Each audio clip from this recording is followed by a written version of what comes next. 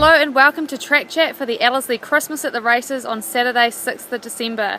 Butch, you can really tell we're getting into the summer racing season with last weekend's fantastic race day, tomorrow's race day and 2 next week leading into the New Zealand Herald Christmas Carnival over Boxing Day and New Year's Day.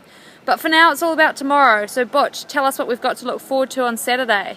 Should be a good day's racing Saturday. Look, the forecast is pretty good. I think we'll get through with maybe a shower Saturday morning, which would be okay.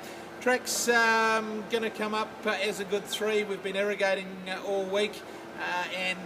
Look, I think it'll provide a good surface. There's a couple of really good races in particular tomorrow. The feature, the Lindau Concord Handicap has a rising star in the sprinting ranks, and Ryan Mark there.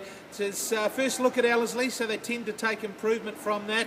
There's a couple of previous winners of the race in Mossay and Durham Town there, along with the likes of the Karaka Million winner of her year, Rude Awakening. So an outstanding field for the Concord, the Lindau Concord, the feature, and then of course the Super Fence 3-year-old over 1,300 metres has Volkstock and Barrel, who's the favourite for the TV3 New Zealand Derby, resuming, and he'll take on a couple of unbeaten runners in Hooker Eagle, who's held in particularly high regard by both trainer and jockey, and Lytton Princessa, who happens to be the sister to Rude Awakening. So that's a cracking race as well. Alrighty, we've had a bit of dry weather this week. Can you tell us about the track preparation leading up to it? So Jason's been up in the middle of the night to put the water on both Tuesday night, Wednesday night and Thursday night. On the 3 nights he's had 7 or 8 mils of irrigation go on. That's just to hold it around that good 3/dead 4 mark. It keeps coming up as a 2.5 reading, a good 3, and it should provide near perfect conditions for Saturday's racing. Look, it'll firm up a bit as the day goes on, but that's just the way in the summer when it gets windy and a nice day.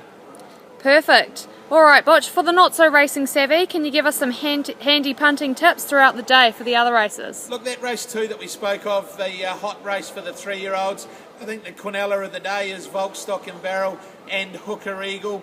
They're both high-class 3-year-olds that'll go on to very, very good things.